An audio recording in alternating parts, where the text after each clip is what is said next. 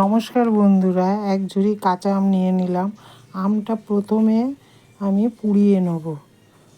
পুড়িয়ে নিয়ে এইবার হয়ে গেল পুরাটা হয়ে গেলে এটাকে খোসাগুলো ছাড়িয়ে নিয়ে এইবার এটাকে আমটা গাঁটটাকে বের করব।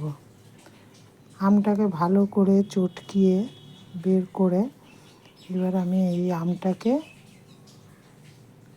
আখের গুড় দিয়ে মেশাচ্ছি। ভালো করে মেখে নিতে হবে যাতে আমটা গুড়ের সঙ্গে মিশে যায়। এবার আমি ঝুড়ি দিয়ে ছেঁকে নিলাম। জল দিয়ে দিলাম।